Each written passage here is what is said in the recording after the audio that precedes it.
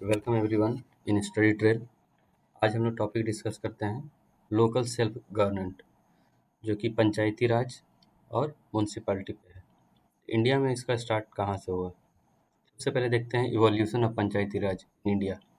सबसे पहले 1952 में एक कम्युनिटी डेवलपमेंट प्रोग्राम बनाया गया।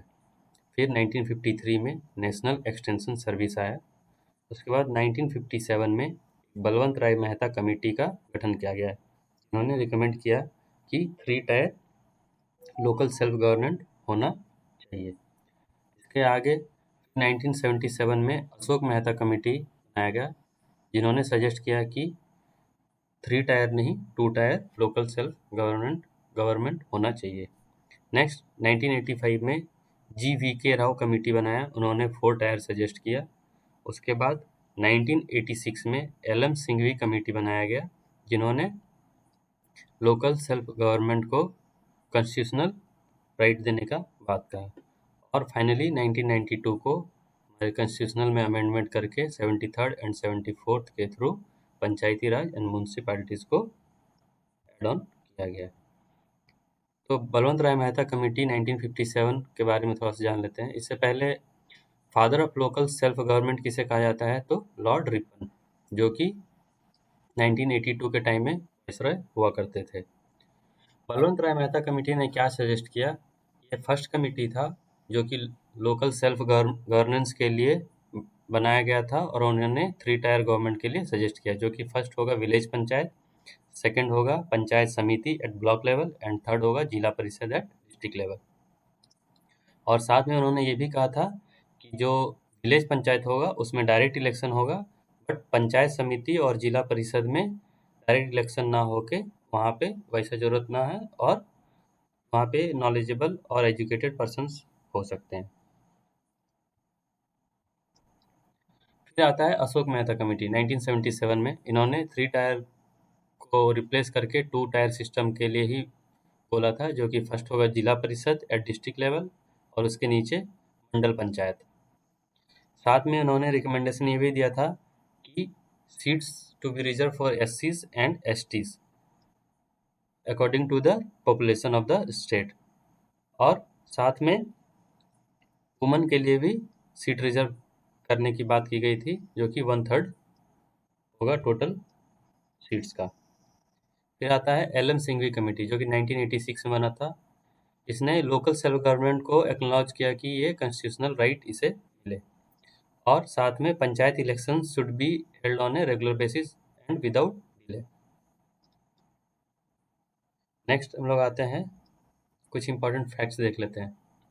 तो सबसे पहला स्टेट जो है पंचायती राज को इस्टेब्लिश करने वाला, वो है राजस्थान, जो कि 2 अक्टूबर 1959 को इस्टेब्लिश किया, और उसके कौन से नागौर डिस्ट्रिक्ट में। जो ये पंचायती राज है, ये कौन से सब्जेक्ट में आता है? अपने 7th शेड्यूल के स्टेट लिस्ट में आता है। Subject for panchayat under schedule 11। अभी आप देखें कि शेड्यूल 11 ऐड किया गया पंचायती राज में, और म्यूनसिपैलिटीज़ में शेड्यूल 12 ऐड किया गया। तो ये शेड्यूल 11 में टोटल कितने सब्जेक्ट्स हैं, किस किस मैटर पे पंचायती राज काम कर सकता है? टोटल 29 सब्जेक्ट्स हैं। सिमिलरली म्यूनसिपैलिटीज़ में टोटल 89 सब्जेक्ट्स हैं।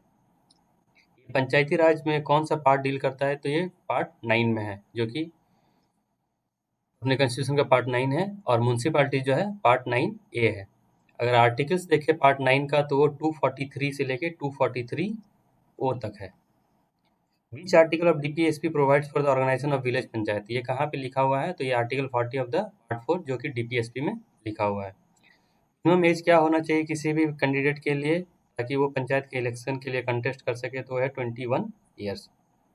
तो ग्राम पंचायत का इलेक्शन होता है, वो कैसा इलेक्शन होता है? डायरेक्ट इलेक्शन होता है। नेक्स्ट कुछ फैक्ट देखते हैं। Any question related to the disqualification of members of the panchayat decided by, ये कौन डिसाइड करेगा? तो स्टेट लेजिस्लेचर। ये जो पंचायती राज है किसी किसी स्टेट्स पे एप्लीकेबल नहीं है, कहीं कहीं अप्लाई नहीं होता है। तो वो कौन कौन से स्टेट है? मेघालय, मिजोरम, नागालैंड और दिल्ली के नॉन कैपिटल टेरिटरी एरिया में। अभी जो 33% रिजर्वेशन दिया गया है वुमन को, उसको इंक्रीज करके 50% के लिए हमने कॉन्स्टिट्यूशनल अमेंडमेंट बिल लाया था, जो कि 112 अमेंडमेंट बिल 2009 का था। झारखंड में एट प्रेजेंट वुमेन के लिए कितना सीट रिजर्व है, तो वो 50% है। In case of dissolution of panchayat और म्यूनसिपैलिटी अगर कभी डिसॉल्व हो जाता है तो री इलेक्शन कितने दिनों के अंदर करना पड़ेगा, तो वो है with in 6 months। Who plans, edits and execute the schemes of MNREGA schemes? MNREGA वगैरह का प्लान एडिट करना, एग्जीक्यूट करना वो किसका काम है, तो वो है ग्राम पंचायत का। इंपॉर्टेंट फैक्ट है, नेशनल पंचायती राज डे जो हम लोग 2010 के बाद से सेलिब्रेट करते हैं, वो कौन सा डे में करते हैं, तो 24 अप्रैल को सेलिब्रेट करते हैं। What proportion of district planning committee are elected from the members of the panchayat and the municipalities within the district? तो कितना प्रोपोर्शन होना चाहिए, 4/5।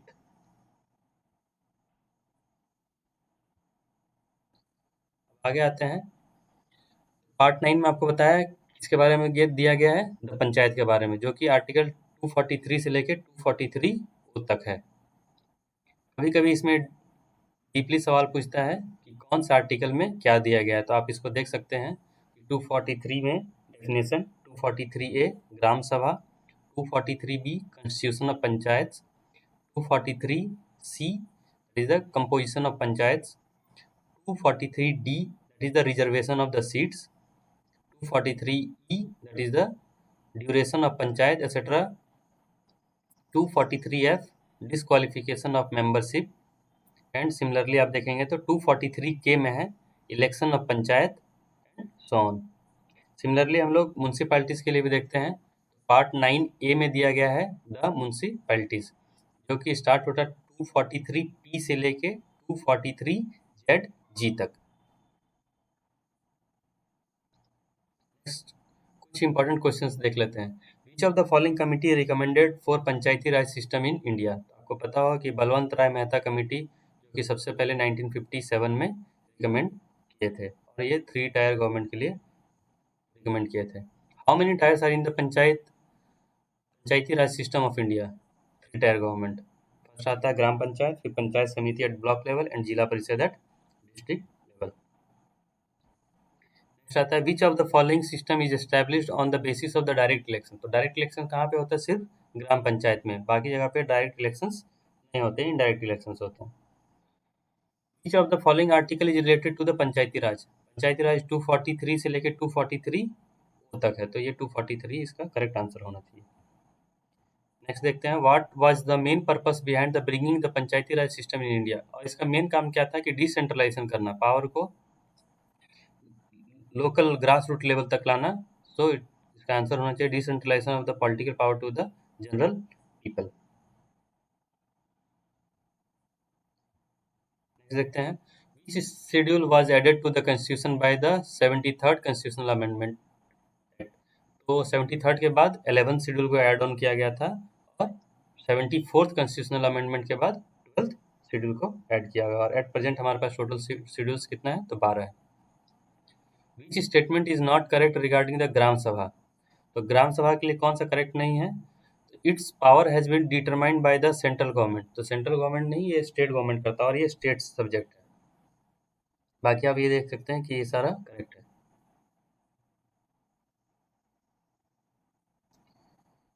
विच statement is true about the panchayati राज?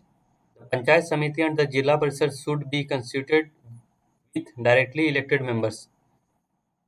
ठीक है, minimum age should be 18 years of contest the election at the panchayat, नहीं 21 years होना चाहिए, यहाँ पे इनडायरेक्टली इलेक्शन होना चाहिए। Election of Panchayati Raj institution is conducted under the guidance of the state election commission.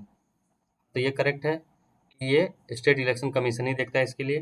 For the financial review of panchayat, the state finance commission is established after 6 years. 6 years नहीं, 5 years के बाद establishment करते हैं। तो correct answer इसका सी होना चाहिए, बाकी सारा इसका रॉन्ग आंसर है। How many post are reserve for the women at all levels in the panchayati raj? Present कितना है, 1/3 रिजर्व पोस्ट है फॉर वुमेन के लिए। What is the tenure of the panchayati raj? तो कितना है, 5 ईयर्स के लिए हम लोग इसको सेलेक्ट करते हैं at a time. First state in south India to introduce panchayati Raj?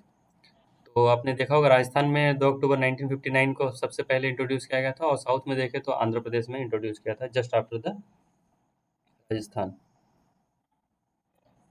Where was the first municipal corporation establish in India, तो सबसे पहला म्युनिसिपल कॉर्पोरेशन जो है वो चेन्नई में एस्टेब्लिश किया था, मद्रास में 1688 में, उसके बाद Mumbai and then next Calcutta. Decides for the election to panchayat, ये डिसाइड कौन करता है, तो स्टेट गवर्नमेंट के पास पावर है कि वो डिसाइड करे। ब्लॉक पंचायत को और क्या बोलते हैं, ब्लॉक पंचायत को पंचायत समिति बोलते हैं। Is the founder of the panchayati raj in India, तो वो है Mahatma Gandhi. What is the main source of income of gram panchayat, उसे पैसा मेन सोर्स कहाँ से मिलता है, तो fair and the market tax. So thank you for watching this video. Please like, share and subscribe Study Trail.